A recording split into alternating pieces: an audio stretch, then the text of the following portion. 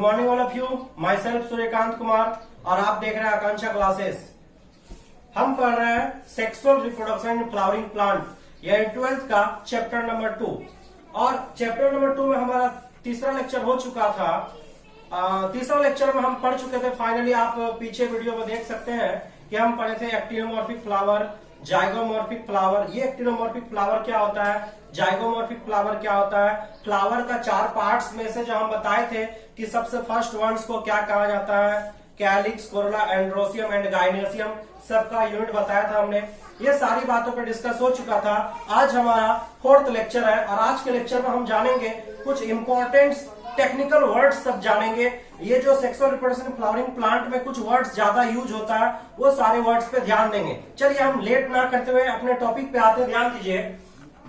आज हमारा टॉपिक होगा कुछ इंपॉर्टेंट वर्ड्स को समझते हैं। ध्यान दीजिए, सबसे पहले आप समझ लीजिए कंप्लीट फ्लावर। आपको 1 नंबर के क्वेश्चन में पूछा जा सकता है कंप्लीट फ्लावर क्या है, तो आप समझिएगा कंप्लीट फ्लावर का मतलब होता है कि वैसा फ्लावर जिसमें चारों वर्ड्स प्रेजेंट हो। आप 4 वर्ड्स के बारे में जानते हैं, कैलिक्स, कोरोला, एंड्रोसियम एंड गाइनेसियम। तो 4 वर्ड्स, ये चारों वर्ड्स जिस भी फ्लावर में होगा वो फ्लावर हमारा कंप्लीट फ्लावर होगा। तो आप यहां देख सकते हैं कि ऑल वर्ड्स आर प्रेजेंट, यानी इन ए सेम फ्लावर। अगर एक फ्लावर में चारों वर्ड्स प्रेजेंट हो, कैलिक्स, कोरोला, एंड्रोसियम एंड गाइनेसियम, तो वैसे फ्लावर को हम कंप्लीट फ्लावर के नाम से जानते हैं। जैसे कि आप चाइना रोज देख सकते हैं। चाइना रोज में आपको हम दिखाए थे कैलिक्स भी था, कोरोला, एंड्रोसियम और गाइनेसियम चारों पार्ट्स था, इसीलिए हमारा चाइना रोज एक कंप्लीट फ्लावर है। अब आप देखिएगा इनकम्प्लीट फ्लावर। इनकम्प्लीट फ्लावर में हम क्या देखेंगे, any one words are absent. चारों में से कोई भी एक अगर वर्ड्स एब्सेंट हो, या तो कैलिक्स एब्सेंट हो, कोरोला एब्सेंट हो, एंड्रोसियम, गाइनेसियम, कोई भी पार्ट्स अगर एब्सेंट हो रहा है तो वो इनकम्प्लीट फ्लावर के कैटेगरी में हम रखते हैं। तो कोई भी एक वर्ड्स, ये जरूरी नहीं कि सिर्फ कैलिक्स ही एब्सेंट होगा या सिर्फ कोरोला ही एब्सेंट होगा, कोई भी पार्ट्स अगर एब्सेंट हो रहा है तो वो इनकम्प्लीट फ्लावर कहलाएगा। तीसरा हमारा बाइसेक्सुअल फ्लावर। बाइसेक्सुअल फ्लावर का मतलब आप समझते हैं कि both androecium and gynoecium present in same flower. अगर एक ही फ्लावर में आपको androecium that means male part और gynoecium that means female part, अगर दोनों सेक्सुअल पार्ट एक ही फ्लावर में प्रेजेंट हो रहा है या प्रेजेंट है तो वैसे फ्लावर को बाइसेक्सुअल फ्लावर कहते हैं। आपका एग्जांपल आपको दिखाए थे वो है चाइना रोज, एक प्रकार का बाइसेक्सुअल फ्लावर है। आगे देखते हैं यूनिसेक्सुअल फ्लावर क्या है। Unisexual flower that means uni that means one, sexual that means sex part. तो वैसा फ्लावर जिसमें या तो सिर्फ गाइनेसियम होगा या तो फिर एंड्रोसियम होगा, दोनों एक साथ आपको देखने को नहीं मिलेगा, तो वैसा फ्लावर यूनिसेक्सुअल फ्लावर कहलाता है। आप समझ रहे हैं ना बात को, ठीक है, ध्यान दीजिए।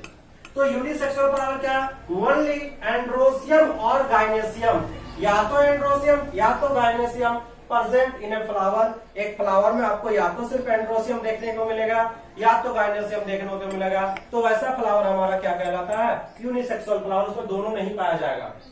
हम तो फ्लावर के बारे में बात किए, अब हम थोड़ा सा प्लांट के बारे में चर्चा करते हैं। Dioecious plant. डायोसियस का मतलब होता है, अब डायोसियस का मतलब यूनिसेक्सुअल समझिए और मोनोसियस का मतलब होता है बाइसेक्सुअल। तो डायोसियस प्लांट, इसमें क्या लिखा है, plant have only one type of flower. किसी भी प्लांट में अगर सिर्फ एक ही टाइप का फ्लावर है, अगर मेल फ्लावर है सिर्फ उसमें मेल फ्लावर, फीमेल फ्लावर नहीं है, तो वो डायोसियस प्लांट होगा। या तो सिर्फ फीमेल फ्लावर है उसमें, मेल फ्लावर नहीं है, तो भी डायोसियस होगा। यानी प्लांट के पास सिर्फ एक कैटेगरी का फ्लावर होगा, या तो सिर्फ मेल है या तो सिर्फ फीमेल है, मेल फीमेल दोनों नहीं होगा उस प्लांट में। तो जब किसी प्लांट में केवल एक टाइप का फ्लावर हो, मेल आइदर देन फीमेल, यानी मेल हो सकता है या फिर फीमेल हो सकता है, दोनों नहीं प्रेजेंट होगा, दोनों में से एक प्रेजेंट होगा, तो आप समझिएगा वह प्लांट डायोसियस प्लांट कहलाता है। उसके बाद उसके जस्ट ऑपोजिट क्या होगा, मोनोसियस प्लांट। मोनोसियस प्लांट में आपको प्लांट है बाइसेक्सुअल फ्लावर, मोनोसियस प्लांट में आपको बाइसेक्सुअल फ्लावर देखने को मिल सकता है। यानी कि जिस प्लांट में बाइसेक्सुअल फ्लावर होगा वो प्लांट हमारा मोनोसियस प्लांट कहलाएगा, यानी प्लांट है बाइसेक्सुअल फ्लावर। अब देखेंगे पॉलीगैमस प्लांट क्या है। कुछ ऐसा प्लांट्स होता है जिसमें आपको मेल फ्लावर भी देखने को मिलेगा, फीमेल फ्लावर भी देखने को मिलेगा और बाइसेक्सुअल फ्लावर भी देखने को मिलेगा। यानी एक ही प्लांट में आपको तीनों कैटेगरी का प्लांट सॉरी तीनों कैटेगरी का फ्लावर देख सकते हैं। आप ध्यान दीजिए, नॉर्मली फ्लावर अभी तक हम 3 प्रकार का on the basis of sex के आधार पे बात करें तो अगर सिर्फ एंड्रोसियम होगा तो मेल फ्लावर, अगर सिर्फ गाइनेसियम होगा तो फीमेल फ्लावर, अगर किसी फ्लावर में एंड्रोसियम और गाइनेसियम दोनों प्रेजेंट हो तो वो बाइसेक्सुअल फ्लावर, अगर ये तीनों फ्लावर किसी एक प्लांट में हो तो वो हमारा कहलाएगा पॉलीगेमस प्लांट। वो प्लांट क्या कहलाएगा?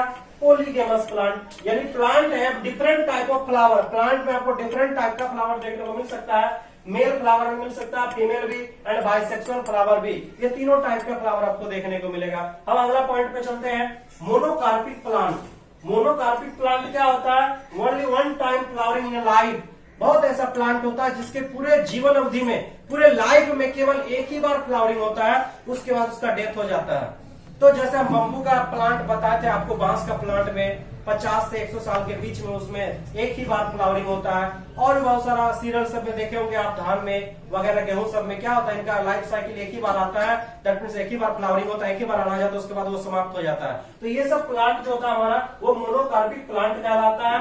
अगला हमारा नेक्स्ट है पॉलीकार्पिक प्लांट। पॉलीकार्पिक प्लांट का मतलब होता है वैसा प्लांट जिसमें एवरी ईयर, हर साल में एक एक करके बार उसमें फ्लावरिंग आता है, प्रत्येक साल मोर देन वन। ऐसे नॉर्मली आप जानिए कि कोई भी प्लांट में अगर एक से ज्यादा बार फ्लावरिंग हो रहा है उसमें, अगर उसके पूरे लाइफ में, तो वो हमारा पॉलीकार्पिक प्लांट कहलाता है। जैसे मैंगो में आप जानते हैं, आम के पेड़ में प्रत्येक साल जो है प्रत्येक साल फ्लावरिंग आता है, फिर मैंगो का, अभी हमारा मैंगो का ही सीजन चल रहा है। तो ये सब प्लांट हमारा पॉलीकार्पिक प्लांट कहलाता है। तो एक बार हम चाहेंगे कि आप इस सारे वर्ड्स को नोट कर लीजिए, फिर आगे हम बात करेंगे calyx and calyx, corona, androecium और गाइनेसियम, ये चारों के पार्ट्स के बारे में डिटेल से वर्णन करेंगे। ध्यान दीजिए एक बात और आप समझ लीजिए कि ये हमारा जो लेक्चर चल रहा है ये 12th क्लास का लेक्चर चल रहा है, लेकिन ये लेक्चर रिलेशन रखता है 11th क्लास के मोर्फोलॉजी ऑफ फ्लावरिंग प्लांट। ध्यान दीजिए 11th में भी एक चैप्टर है मोर्फोलॉजी ऑफ फ्लावरिंग प्लांट, यानी फ्लावरिंग प्लांट का मोर्फोलॉजी को समझेंगे हम, एक्सटर्नल स्ट्रक्चर को समझेंगे हम।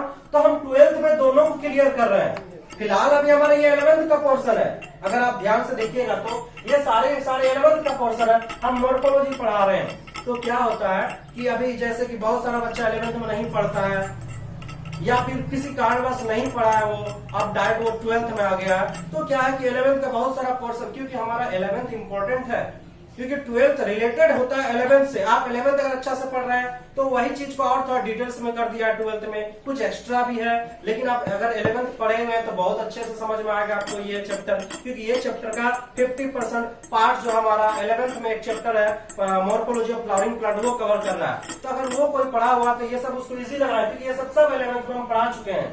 लेकिन जो अगर 11th नहीं पढ़ा है और 12th में डायरेक्ट आए हैं आप लोग, तो आप लोग के लिए अभी तक कोई नुकसान नहीं हुआ। अगर आप चाहते हैं तो अभी भी आप मन लगा के इसको पढ़िए, आपका वो 11th का पोर्शन कवर हो जाएगा। इसीलिए आप एक एक वर्ड को नोट कीजिए। चलिए नोट कीजिए। चलिए फ्लावर का हम सबसे फर्स्ट वर्ड्स के बारे में थोड़ा जानते हैं, उसके बारे में और अच्छी तरीके से। हमारा फर्स्ट वर्ड्स क्या है? कैलिक्स। कैलिक्स के बारे में देखते हैं कि the calyx is the outer most words of the flower. हम जानते हैं कि कैलिक्स जो है फ्लावर का सबसे बाहरी वर्ड्स है, आउटर मोस्ट वर्ड्स है कैलिक्स, और ये फर्स्ट वर्ड्स है। और आप ये भी जानते हैं यूनिट ऑफ कैलिक्स, कैलिक्स के यूनिट को क्या कहा जाता है? सेपल कहा जाता है। तीसरा पॉइंट में हम देखेंगे जनरली सेपल आर ग्रीन। आप ये जान रहे हैं कि कैलिक्स के यूनिट को हम क्या कहते हैं?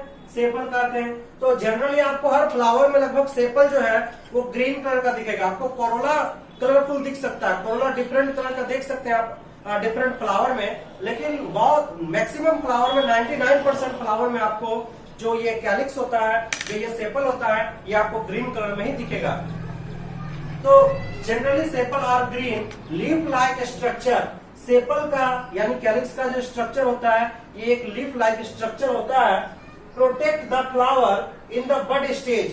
फ्लावर जब बड स्टेज में होता है, ध्यान दीजिए, कोई भी फ्लावर अगर बड स्टेज में, अभी मतलब वो फ्लावरिंग नहीं हुआ, अभी वो खिला हुआ नहीं है, तो जब वो बड स्टेज में होता है तो उसको बाहर से, उसको आउटर कवरिंग से ग्रीन लाइक एक लीफी स्ट्रक्चर घेरा होता है, वो स्ट्रक्चर ही कैलिक्स कहलाता है। यानी कैलिक्स जो है ये फ्लावर जब खिलता नहीं है, जब वो बड स्टेज में होता है तो उसको प्रोटेक्ट करता है बाहर की तरफ से, वो चारों तरफ से उसको प्रोटेक्ट किया हुआ रहता है। ग्रीन कलर का जो आप देखे होंगे बहुत सारे बडिंग फ्लावर में देखे होंगे कि बड स्ट्रक्चर में, जैसे आप चाइना रोज को ही देख लीजिए, चाइना रोज जब बड स्टेज में होता है तो वो जो ग्रीन कलर का जो लीफ लाइक स्ट्रक्चर कैलिक्स होता है वो उसे चारों तरफ से घेर कर रखता है, और धीरे धीरे जैसे वो फ्लावरिंग होता है, जैसे वो खिलता है तो धीरे धीरे कैलिक्स नीचे की ओर आ जाता है। तो आप देख सकते हैं कि generally sepal are green leaf like and protect the flower in the bud stage. Bud stage पे क्या करता है, ये प्रोटेक्शन करता है। तीसरा और अगला पॉइंट जानिए कि द कैलिक्स में भी गेमोसेप्लस। ध्यान दीजिए क्या होता है कि जो आपको हम वो जो सेपल के बारे में बताए, जो सेपल सबसे पहला वर्ड है कैलिक्स जो है, कैलिक्स के यूनिट को सेपल कहते हैं। ध्यान दीजिए आप। और सेपल की अगर संख्या पूछे तो लगभग जितना कोरोला होता है किसी फ्लावर में उतना ही उसमें सेपल होता है। तो अगर हम चाइना रोज का बात करें तो चाइना रोज में आपको 5 पेटल देखने को मिलेगा। तो 5 पेटल अगर देखने को मिला तो आपको कैलिक्स भी 5 देखने को मिलेगा। अब कैलिक्स का जो अरेंजमेंट होगा, जो सेपल का अरेंजमेंट होगा, अब हो सकता है किसी फ्लावर में सेपल सारा सेपल आपस में फ्यूज्ड हो तो वो गेमोसेप्लस कहलाएगा। अगर सेपल आपस में फ्री हो तो वो पॉलीसेप्लस कहलाएगा। यानी कि सेपल का 2 कंडीशन हो सकता है। सेपल दैट मीन्स कैलिक्स, तो द कैलिक्स में भी गेमोसेप्लस, द कैलिक्स में भी गेमोसेप्लस। अगर सेपल यूनाइटेड होगा, अगर सेपल फ्यूज्ड होगा आपस में तो ऐसा कंडीशन गेमोसेप्लस कहलाता है। और अगर सेपल फ्री होगा, एक भी सेपल आपस में टच नहीं होगा, आपस एक दूसरे से वो डिस्टेंस बनाकर रखेगा तो वो कहलाएगा पॉलीसेप्लस। तो यानी कि सेपल का on the basis of arrangement, आप बोल सकते हैं अरेंजमेंट के आधार पर वो 2 टाइप में भी बांट सकते हैं हम कि अगर सेपल फ्री रहता है, एक दूसरे से सटके नहीं रहता तो वो हमारा पॉलीसेप्लस कहलाएगा, और अगर सेपल आपस में फ्यूज्ड रहता है तो वो हमारा कहलाएगा गेमोसेप्लस। ये नोट कीजिए आप, फिर हम बताएंगे कोरोला के बारे में। हमारा दूसरा वर्ड कोरोला है, और कोरोला के बारे में देखते हैं कि कोरोला में क्या क्या इंपॉर्टेंट पॉइंट है। Corolla is composed of petal. आप जानते हैं कि कोरोला टर्म हम यूज करते हैं ग्रुप ऑफ पेटल, यानी कि group of petal is called Corolla, या फिर आप बोल सकते हैं कि कोरोला के यूनिट को हम क्या कहते हैं, पेटल कहते हैं। तो दोनों तरीके से आप बोल सकते हैं। तो corolla is composed of petal. Petal are usually brightly coloured to attract insect for pollination. देखिए अभी नए नए टर्म आएगा आपके सामने, ये सारे समझ, आप बार बार वही बोल रहे हैं कि जो 11th पढ़ा हुआ है तो वो 12th को बहुत इजीली समझ लेगा। तो ये सब 11th में पढ़ा हुआ पॉइंट है। यहाँ पॉलिनेशन, यहाँ अट्रैक्ट इंसेक्ट। ध्यान दीजिए इस पॉइंट को समझते हैं। Corolla is composed of petal. Corolla किससे बना हुआ है, पेटल से बना हुआ, पेटल ग्रुप से बना हुआ है। Petal are usually brightly colour. दूसरी पॉइंट ये बता रहे हैं कि पेटल हमेशा आपको कलर्ड मिलेगा, कलरफुल मिलेगा, ब्राइटली कलर, ज्यादा गहरा कलर को मिलेगा। अब पेटल इतना ज्यादा गहरा कलर क्यों होता है, इतना कलरफुल क्यों होता है? वो कलरफुल इसलिए होता है ताकि वो इंसेक्ट को क्या करे, अपनी ओर आकर्षित करे। अब फ्लावर देखिए, फ्लावर कलरफुल होता है। अब कलरफुल होने का रीजन क्या है, उसके कुछ तो रीजन होगा कलरफुल होने का। तो यस, कलरफुल होने का रीजन है, कलरफुल होने से उसको फायदा है। क्या फायदा है? अगर सोचिए अगर फ्लावर कलरफुल नहीं होता तो आसमान में या कहीं पर जो इंसेक्ट उड़ रहा है वो इंसेक्ट को फ्लावर नहीं दिखाई देता। अगर फ्लावर नहीं दिखाई देगा तो फ्लावर, मान लीजिए एक कोई मेल फ्लावर है और उसमें पोलन ग्रेन्स है, और उस पोलन ग्रेन्स को फीमेल फ्लावर के पास जाना है, तभी तो जाके फीमेल फ्लावर से फ्रूट्स का फॉर्मेशन होगा। तो उस पोलन ग्रेन को फीमेल फ्लावर के पास पहुंचाएगा कौन? इंसेक्ट पहुंचाएगा। मैक्सिमम पोलिनेशन तो इंसेक्ट के ही द्वारा होता है। तो इंसेक्ट को मतलब नहीं है पोलिनेशन करवाने का, उसको क्या मतलब है एक फ्लावर का पोलन ग्रेन को दूसरे फ्लावर तक पहुंचाने का। हर इंसान को आप कोई चीज का लोभ दीजिएगा तभी वो कुछ काम करेगा। मैक्सिमम इंसान तो ऐसा ही होता है, आप उसको कुछ फायदा दीजिएगा तभी वो कुछ काम करेगा। तो हमारा इंसेक्ट जो है अपने फायदे के लिए आता है, वो शहद चूसने के लिए आता है फ्लावर में। ध्यान दीजिए, समझिए बात को समझिए। मान लीजिए एक कोई फ्लावर है, ये एक फ्लावर है, ये मेल फ्लावर है, और दूसरा फ्लावर यहां पर है, ये फ्लावर है, ये फीमेल फ्लावर है। तो क्या है कि ये मेल फ्लावर, ये फीमेल फ्लावर। और थोड़ा और इस फिगर को अच्छा समझते हैं, ध्यान दीजिए। मेल फ्लावर का स्ट्रक्चर जो होता है वो एंड्रोसियम मिलेगा इसमें,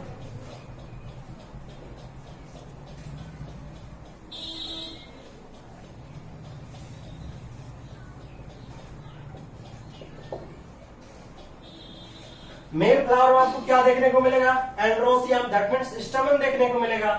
और फीमेल फ्लावर में आपको गाइनेसियम देखने को मिलेगा, इस टाइप का।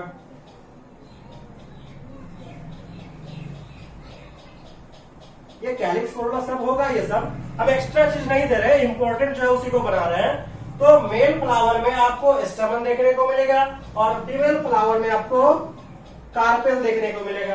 अब मान लीजिए कि यहाँ पर कोरोला है, ये सब होता है कोरोला, ये कोरोला है साइड में चारों ओर। तो कोरोला जो है कलरफुल होता है और उसके कलर को देखते हुए इंसेक्ट आता है इनके पास। और जैसे एक इंसेक्ट यहाँ पर बैठता है, मान लीजिए एक इंसेक्ट बैठ गया, एक इंसेक्ट बैठ जाता है इनके ऊपर। जैसे वो स्टेबल के ऊपर इंसेक्ट बैठता है तो उसके पैर में वो येलो कलर का पीला जो पोलन ग्रेन्स है वो चिपक जाता है इसके पैर में। अब ये फिर उड़ती है यहाँ से इंसेक्ट और उनके अदर इस फ्लावर में फिर वो दोबारा बैठती है इस फ्लावर, क्योंकि इस फ्लावर का भी कोरोला होगा और इस फ्लावर का कोरोला भी अट्रैक्ट करता है इंसेक्ट को। और गलती से अगर ये इंसेक्ट इस पे चले जाए और अगर इस पे बैठ जाए ये इंसेक्ट, तो क्या होगा कि इसके पैर में जो पोलन ग्रेन्स चिपक गया था, अब ये यहाँ से इसके कार्पेल स्टिग्मा तक पहुंच जाएगा वो pollen grains. That means pollen grain पहले कहाँ था? पोलन ग्रेन पहले मेल फ्लावर के पास था, अब कहाँ पहुंच चुका है? फीमेल फ्लावर के पास। किसकी सहायता से? इंसेक्ट की सहायता से। तो किसकी सहायता से पहुंच रहा है ये मायने नहीं रखता है, ये मायने रखता है कि पोलन ग्रेन्स मेल फ्लावर से निकल फीमेल फ्लावर तक पहुंचती है। ये जो प्रोसेस है यही प्रोसेस कहलाता है पोलिनेशन। क्या कहलाता है?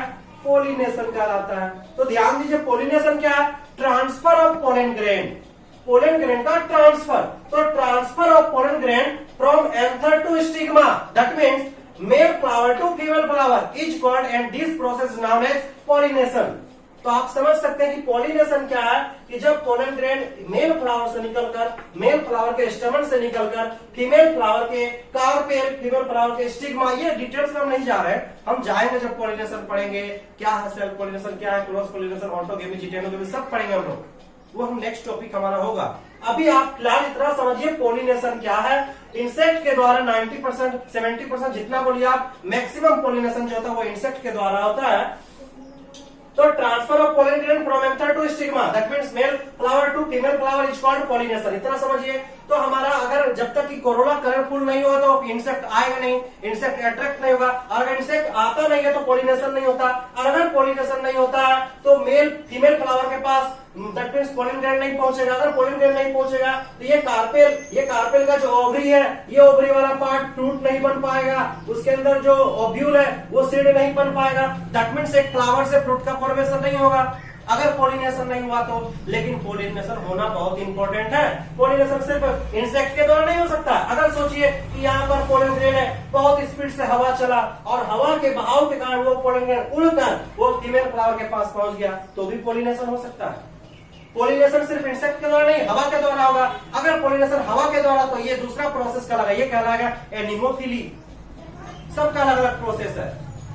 तो अगर इंसेक्ट के द्वारा हो तो एंटेमोफिली, हवा के द्वारा तो एनिमोफिली, वाटर के द्वारा अगर मान लीजिए कि ये मेल फ्लावर है, इसी के नीचे फीमेल फ्लावर होता, इसी के नीचे फीमेल फ्लावर होता, तो यहाँ का पोलन ग्रेन गिरकर इस पे आ जाता, इस पे बारिश के बूंद की वजह से या वाटर की वजह से, तो ये कहलाता हाइड्रोफिली। यानी कि वाटर के कारण यहाँ का पोलिनेशन हुआ, यानी पोलन ग्रेन यहाँ पर गिरा। यानी जिसके द्वारा पोलिनेशन होगा सबका अलग अलग नाम है, हम पढ़ेंगे वो।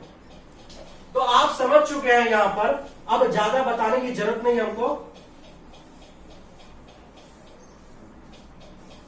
चलिए ध्यान दीजिए। तो आप समझ गए, एक बार फिर से लाइन को रिपीट कर देते हैं कि Corolla is composed of petal.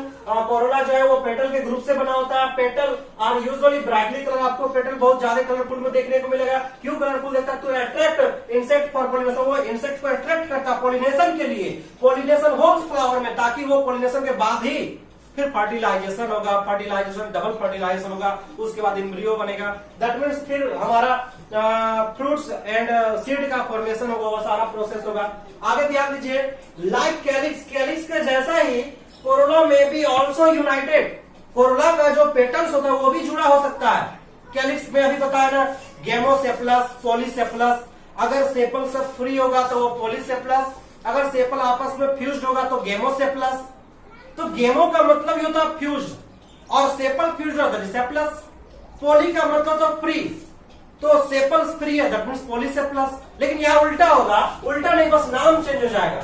अगर पेटल्स यूनाइटेड होगा, जुड़ा हुआ होगा, तो हम तो गेमो तो लगाएंगे, क्योंकि गेमो वर्ड हम जुड़े पर लगाते हैं, वहां सेपलस लगाए थे, यहाँ पर पेटलस लगाएंगे, क्योंकि पेटल जुड़ रहा है ना कि सेपल जुड़ रहा है, इसलिए कि पेटल जुड़ रहा आपस में, इसलिए गेमोपेटलस। या तो फिर दूसरा तरीका, पेटल में भी फ्री, पेटल अगर फ्री होगा तो वो कहलाएगा पोली पेटलस। हमें बताए कि पोली वर्ड हम फ्री में यूज करते हैं और गेमो वर्ड फ्यूज्ड में यूज करते हैं। तो सेम कंडीशन है, अगर पेटल्स, अगर सारे कोरोला का जो अरेंजमेंट का पेटल होगा वो पेटल फ्री होगा तो पोलीपेटलस, और अगर जुड़ा होगा, यूनाइटेड होगा तो वो गेमोपेटलस। अब तक तो हम सेपल और पेटल के बारे में जाने, सेपल और पेटल यानी कि कैलिक्स और कोरोला। अब थोड़ा सा और एक पॉइंट पे एंड्रोसियम और गाइनोसियम इसके बाद जानेंगे, लेकिन इसके बीच में हम आपको एक बात बताना चाहेंगे और कि जो हमारा फ्लावर आपको चाइना रोज दिखाए थे हम, तो चाइना रोज में जो आपको हम वो कोरोला, वो रंगीन वाला जो कोरोला दिखाए, तो देखिए मान लीजिए ये जो मेरे हथेली है, अगर इस हथेली को आप कोरोला समझिए, ये कोरोला है, तो हम इसको कोरोला नहीं बोल सकते। ये सिंगल है तो हम इसको पेटल बोलेंगे, कोरोला का यूनिट है ये पेटल, ये दूसरा पेटल है। तो दोनों को पेटल को गौर से देखिए, अगर ये पेटल का अरेंजमेंट यहाँ है तो दूसरा पेटल इस टाइप का सटा होगा, तीसरा पेटल फिर इसके साइड में इस तरह का सटा होगा। यानी अगर पेटल का अरेंजमेंट देखते हैं आप, तो पेटल के अरेंजमेंट के बेसिस पे हम उसको कई कैटेगरीज में बांटते हैं, उसे हम एस्टिवेशन कहते हैं। एस्टिवेशन क्या है कि कैलिक्स और कोरोला के सजावट को, कैलिक्स और कोरोला के अरेंजमेंट को एस्टिवेशन कहा जाता है। मैक्सिमम कोरोला के अरेंजमेंट को आप समझिए, कैलिक्स में उतना ज्यादा अरेंजमेंट देखने को नहीं मिलेगा, कैलिक्स में उतना पॉसिबल भी नहीं है, लेकिन कोरोला में आपको डिफरेंट टाइप का अरेंजमेंट देखने को मिलेगा। मान लीजिए कोरोला यहाँ पर, कोरोला का बेस को देखिए आप, ये कोरोला यहाँ है, ये इस तरह का हो सकता है, दो कोरोला, दो पेटल आपस में फ्यूज ना हो, आपस में सटा भी ना हो, थोड़ा सा गैप रखेगा, ये अरेंजमेंट हो सकता है। दूसरा फ्लावर में आपको इसके एक पेटल के ऊपर दूसरा पेटल देखने को मिलेगा, देखिए ओवरलैप किया हुआ है यहाँ पर, यानी कि एक पेटल के ऊपर दूसरा पेटल ओवरलैप किया हुआ है। दूसरे कंडीशन में आपको बताया कि इसमें फ्री था, लेकिन अभी क्या हुआ, ओवरलैप किया हुआ है। और भी कई टाइप का अरेंजमेंट है, वो हम देखेंगे अभी, आप फिलहाल इसको नोट कीजिए, फिर हम बताते हैं।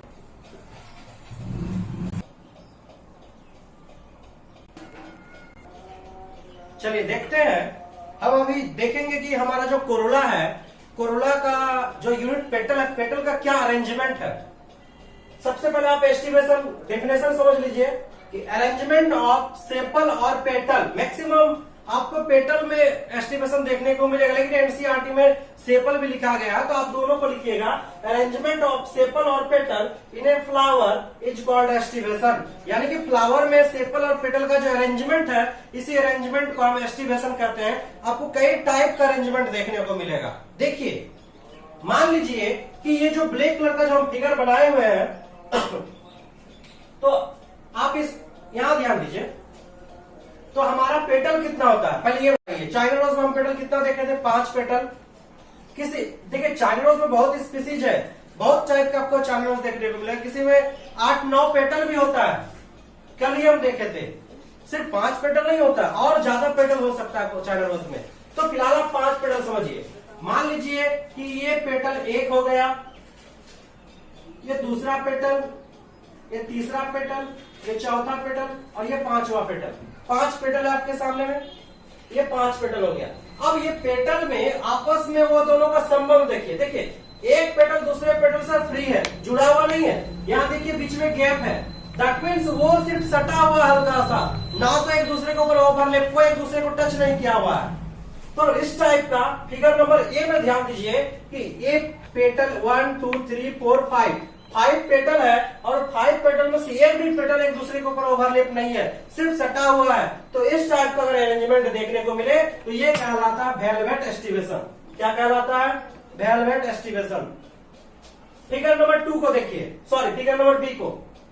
फिगर नंबर बी में क्या है कि पहले पेटल गिनिए, पेटल कितना है, 1 2 3 4 एंड 5 पेटल है।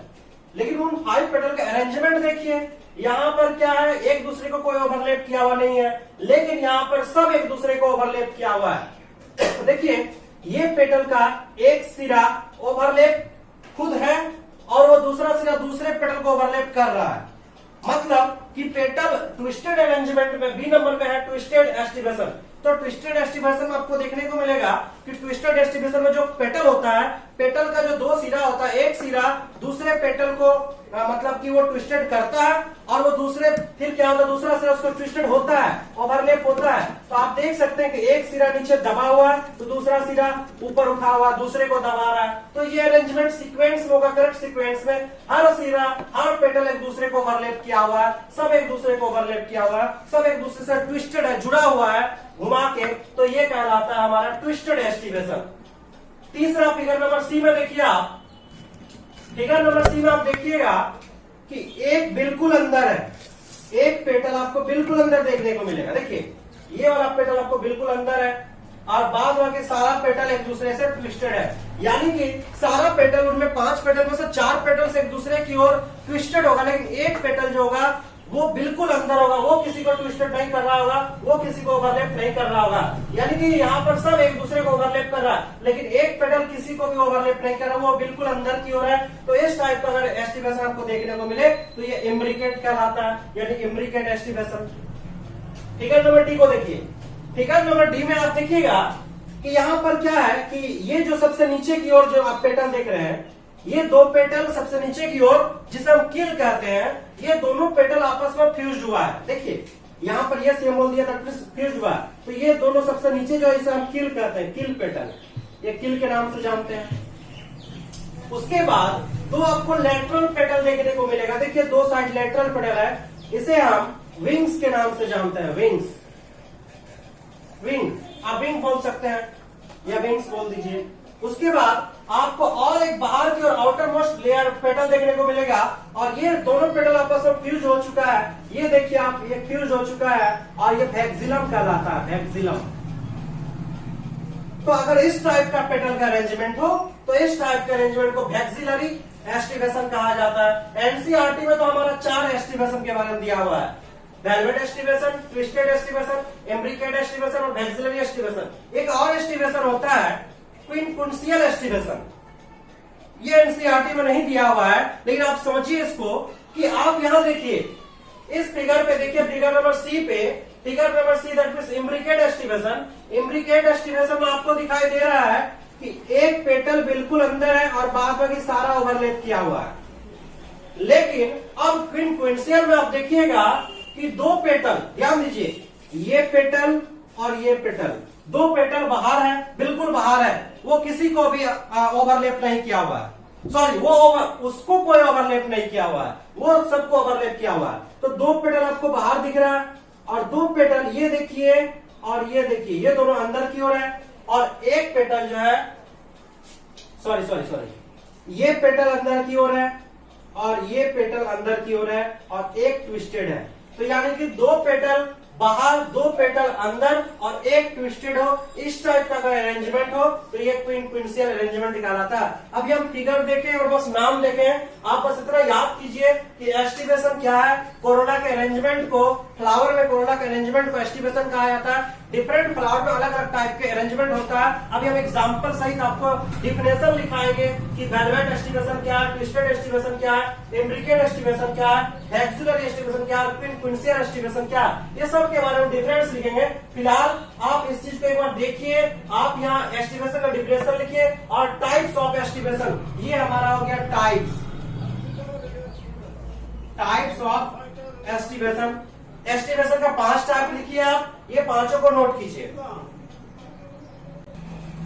चलिए आप आज इतना ही नोट कीजिए, हम फिर नेक्स्ट वीडियो में बताएंगे कि ट्विस्टेड एस्टिवेशन, वेलवेट एस्टिवेशन आपको किस फ्लावर में देखने को मिलेगा, इसका एग्जाम्पल क्या है, सबके डिफिनेशन के सहित हम एग्जाम्पल आपको लिखाएंगे नेक्स्ट वीडियो में। आज के लिए इतना ही, धन्यवाद। वीडियो को लाइक कीजिए, सब्सक्राइब कीजिए एंड शेयर कीजिए।